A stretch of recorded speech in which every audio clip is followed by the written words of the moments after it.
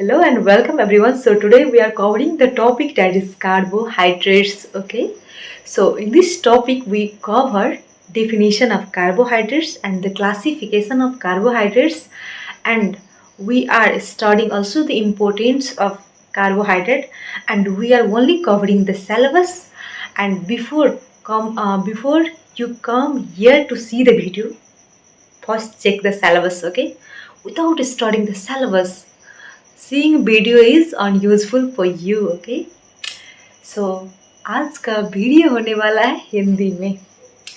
मैं हिंदी में ट्रांसलेट करने वाली हूँ, थोड़ा सा इधर उधर हो जाए माफ़ करिएगा कोई बात नहीं। एग्जैक्टली मैं नेपाल से हूँ, इसीलिए मेरा हिंदी बहुत ही खराब है, बट कोई बात नहीं, नॉलेज खराब नहीं है। सो हम जानेंगे पहले कार्बोहाइड्रेट का डिफिनेशन क्या बोलता है, समझे। Carbohydrates are the group of naturally occurring carbonyl compound that is aldehyde and ketones, and also contain the several type of hydroxyl group. So carbohydrate ऐसा टाइप का कंपाउंड है जो अपने में क्या प्रेजेंट रखता है, carbonyl group. Carbonyl group means aldehyde and ketones present. Okay, ऐसा कार्बोहाइड्रेट में क्या प्रेजेंट होता है, ऑल्डिहाइड और कीटोन प्रेजेंट होता है। और इसमें और क्या हो सकता है प्रेजेंट, कभी कभार हाइड्रोक्साइल ग्रुप भी प्रेजेंट हो सकता है। और आपको पता होगा कि इसका ऑल्डिहाइड का फंक्शनल ग्रुप क्या है। आप लोग केमिस्ट्री अच्छे से पढ़े होंगे तो पता ही होगा, नहीं पढ़े तो कोई बात नहीं, हम यहाँ पढ़ लेंगे। That is CHO। और कीटोन का हम फंक्शनल ग्रुप जाना तो हमारा क्या है, RCOR है, जिसमें RR आपका क्या होगा, मिथाइल ग्रुप होगा, और CO क्या होगा, फंक्शनल ग्रुप ऑफ कीटोन होगा। ठीक है, बिना कार्बोनिल ग्रुप का कभी भी कार्बोहाइड्रेट नहीं बनता। ठीक है, सो अब हम पढ़ेंगे इसके क्लासिफिकेशन के बारे में। इसको डिफिनीशन बस समझा दी डिफिनीशन, क्योंकि कभी कभार पूछते हैं व्हाट इज कार्बोहाइड्रेट, ज़्यादातर नहीं पूछते, इसलिए इसके डिफिनीशन जरूरी है। इसके बाद हम क्लासिफिकेशन पढ़ेंगे और इसके बाद इम्पोर्टेंस, ठीक है। तो हम क्लासिफिकेशन की तरफ लगते हैं। तो आपको एक बात पता है क्या, कार्बोहाइड्रेट को डिवाइड क्यों करा गया है और किस फॉर्म में करा गया है, किस आधार पे करा गया है और किस यूनिट को देखकर कराया गया। तो इसमें कार्बोहाइड्रेट को डिवाइड करने का एक ही तात्पर्य क्या है कि इसका यूनिट को देखकर इसको डिवाइड किया गया है। ठीक है, जिसमें 1 यूनिट ऑफ शुगर प्रेजेंट हो, ठीक है, उसको क्या बोलेंगे, हम मोनोसेक्राइड्स बोलेंगे। क्या बोलेंगे, मोनोसेक्राइड्स। कितने यूनिट पर शुगर प्रेजेंट हो तो 1 यूनिट शुगर प्रेजेंट हो तो मोनोसेक्राइड बोलेंगे। ठीक है, और इसका भी सब ग्रुप सब है, क्या है, सब ग्रुप सब। इसका क्या है, सब ग्रुप में क्या है, पहले ग्लूकोज है। ये कहाँ से आता है, ये ग्रेप से जो शुगर कंटेन होता है, उससे शुगर निकलता है, उसको क्या बोलेंगे, हम ग्लूकोज बोलेंगे। ये क्या होता है, मीठा होता है। और ये फ्रूटोज, जो फ्रूट से जो शुगर निकलेगा उसको हम क्या बोलेंगे, फ्रूटोज बोलेंगे। ऐसे ही ग्लैक्टोज भी होता है। ठीक है, तो हम क्या समझ गए, मोनोसेक्राइड का मतलब ऐसा ग्रुप ऑफ कार्बोहाइड्रेट जिसमें क्या प्रेजेंट हो, 1 यूनिट ऑफ शुगर प्रेजेंट हो। मुझे लगता है ये तो कंफ्यूज क्लियर हो गया होगा। ठीक है, अब डाइसेक्राइड का टाइम आया। ठीक है, इसमें डाइसेक्राइड में क्या है, डाई का मतलब क्या, 2 यूनिट शुगर। कोई ऐसा चीज जिसमें 2 यूनिट शुगर प्रेजेंट हो उसको हम क्या बोल सकते हैं, डाइसेक्राइड्स बोल सकते हैं। ठीक है, इसमें क्या क्या प्रेजेंट होगा, सुक्रोज फर्स्ट नंबर पे, उसके बाद लैक्टोज आएगा, इसके बाद मैल्टोज आएगा। इसके बारे में हम ज़्यादा डिस्क्राइब हम बाद में करेंगे, अभी नहीं, अब बस हम इसको अच्छे से पढ़ लेंगे। ठीक है, और इसमें ऑब्लिगोसेक्राइड, ये आपके सिलेबस में BSc फर्स्ट ईयर एग्रीकल्चर में दिया हुआ नहीं है, तो इसको हम स्किप भी कर सकते हैं, पर भी अब इसका वो क्लासिफिकेशन में था तो मैं लिख दी। ठीक है, क्या है, ऑब्लिगोसेक्राइड्स दैट इज रेफाइनोज एंड द स्टार्चोस है। ठीक है, इसको हम ज़्यादा अच्छे से नहीं पढ़े, वो भी ओके इससे, क्योंकि इससे सवाल हमको पूछने वाला है नहीं। दूसरा है पॉलीसेक्राइड्स। पॉलीसेक्राइड में 10 यूनिट तक का शुगर क्या रहता है, स्टोर रहता है।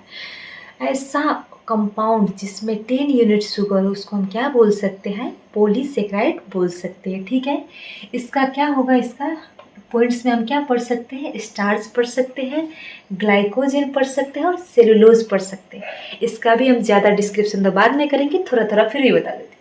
जैसे कि प्लांट की बॉडी में कोई स्टोरेज फॉर्म में जो शुगर प्रेजेंट होता है उसको हम क्या बोल सकते हैं, स्टार्च बोल सकते हैं। अगर ह्यूमन बॉडी में कोई स्टोरेज टाइप का शुगर है, स्टोर्ड फॉर्म में शुगर है प्रेजेंट, उसको हम क्या बोल सकते हैं, ग्लाइकोजन।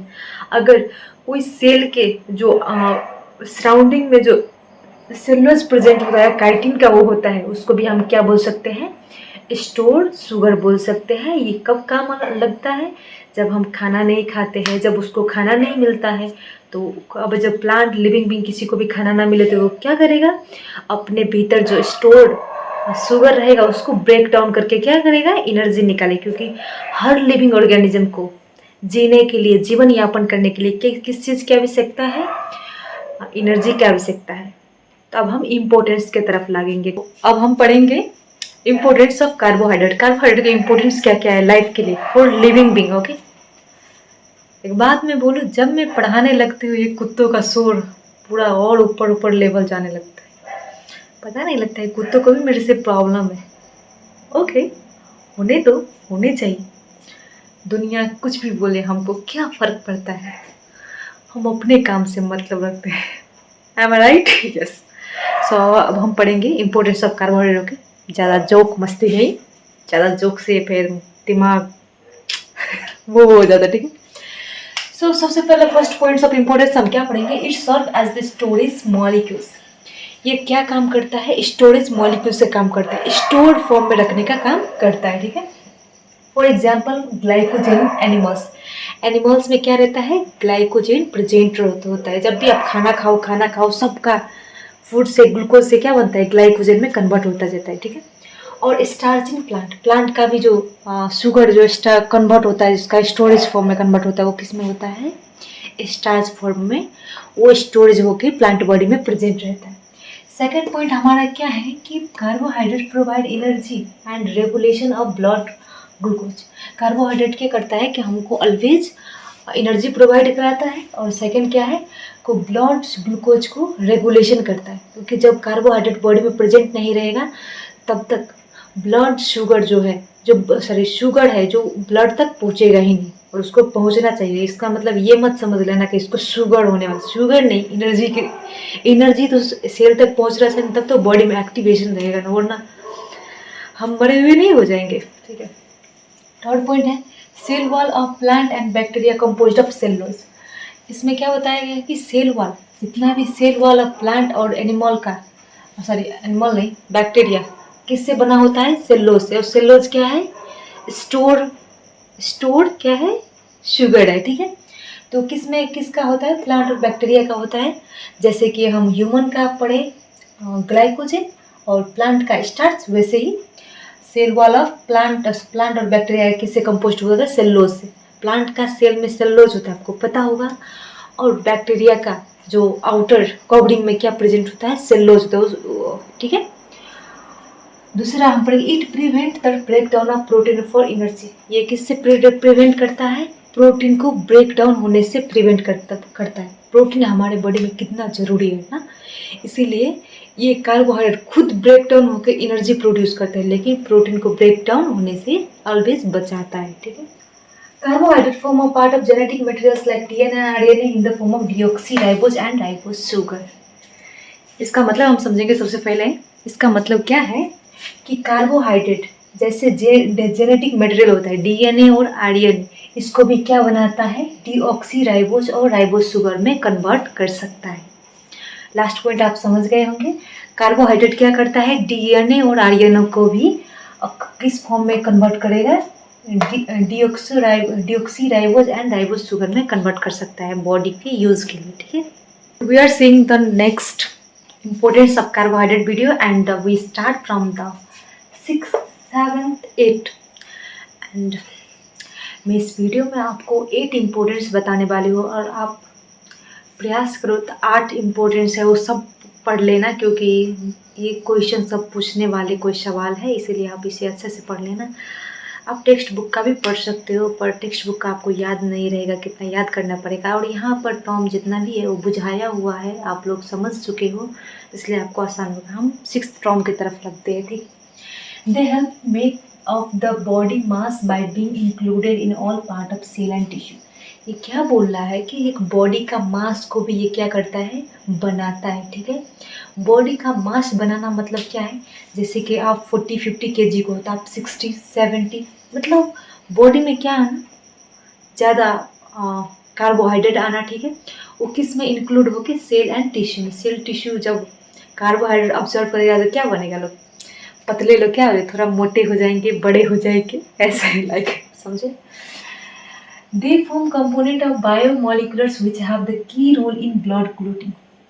ये बोल रहा है कि कार्बोहाइड्रेट एक ऐसा कंपाउंड भी बनाएगा जिसका क्या रोल होगा, key roles means major role in blood clotting. Blood clotting means blood को जमाने का भी काम कौन करता है, कार्बोहाइड्रेट करता है, ठीक है। और क्या है यहाँ पर, इम्यूनिटी है। इम्यूनिटी पावर मीन्स क्या है, कोई भी रोग से लड़ने का क्षमता, उसको भी क्या करेगा, इसलिए बढ़ाएगा, ठीक है, बनाएगा। और फर्टिलाइजेशन, इनफर्टाइल को भी ये क्या कर देता है, ये फर्टाइल करता है। कार्बोहाइड्रेट बॉडी में जिसका अच्छा से प्रेजेंट हो, जो हरा भरा हो, तो उसका फर्टिलिटी पावर भी अच्छा रहता है, इम्यूनिटी भी अच्छा रहता है, और ब्लड क्लोटिंग भी अच्छा रहता है। ब्लड क्लोटिंग के कारण से ही कब किसी को कट लग जाए तो उसका ब्लड तो रुकना जरूरी है, नहीं रुकेगा तो क्या होगा, ओवर ब्लड फ्लो के कारण से किसी का डेथ हो जाएगा।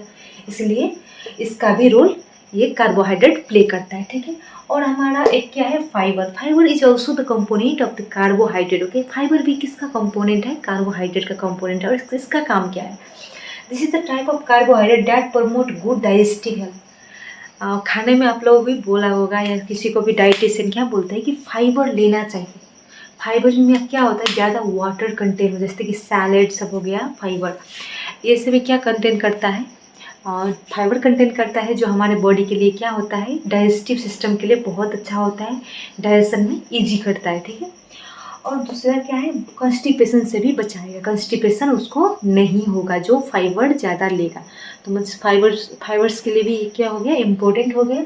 और lowering the risk of digestive tract disease, और डाइजेस्टिव ट्रैक्ट डिजीज से क्या करेगा, इसको आपको कम करेगा। सो ये वीडियो आपको कैसी लगी, अच्छी लगे तो कमेंट करिएगा, अच्छा लगा और किधर समझे नहीं समझे, कोई प्रॉब्लम आया मैंने, आप कमेंट कर सकते हो। थैंक यू सो मच, अंतिम तक देखने के लिए आप सबको शुक्रिया।